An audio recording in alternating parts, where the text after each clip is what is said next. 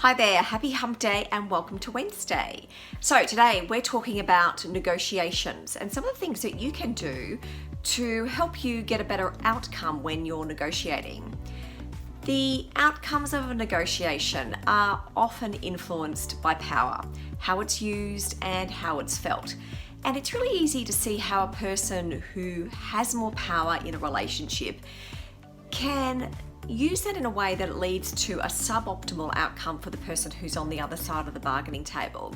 The person with more power, they might have more bargaining chips, more positional authority because they're further up the organisational hierarchy.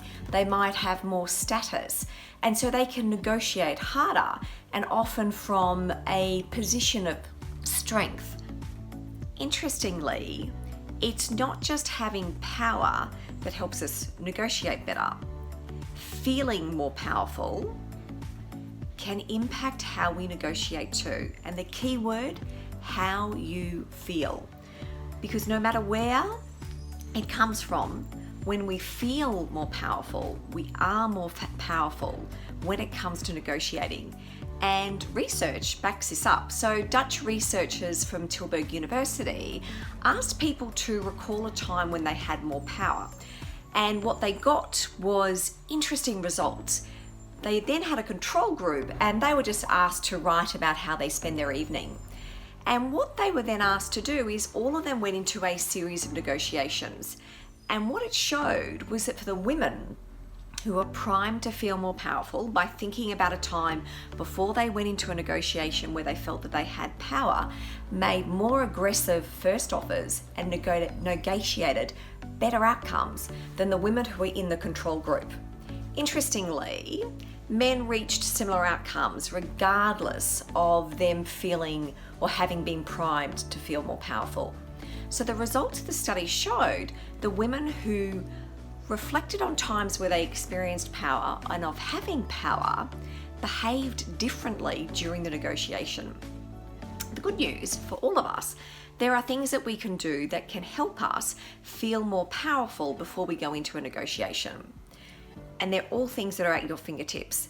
Things like stretching, sitting up straight, reflecting on a time where you felt that you had power, tapping into that inner sense of power that you have because you know that you're a good person and that you know that when you're going into a negotiation, what you're asking for is fair and is reasonable. Getting enough sleep, exercise, eating well, all the things that you do to ready your mind so that when you're going into that negotiation, you're ready for it. And also being clear about what you can control and what you can't control through the negotiation process and being really clear about what you're asking for. At the end of the day, and I've said this before, a negotiation, it's give and it's take. It's a trade-off. You're not going to get everything that you want. So be clear on what you're willing to trade. What is it that matters the most for you? And therefore, what are you willing to give up because it matters less? And lastly, a quote to reflect on. I've mentioned the work of Viktor Frankl before, and he was a psychiatrist and Holocaust survivor, and he wrote the book Man's Search for Meaning. It's a really short book, but it is so well worth reading. And in that book, he talks about between stimulus and response, there's a space. And in that space, we have the power to choose our response. And it's in our response lies our growth and our freedom.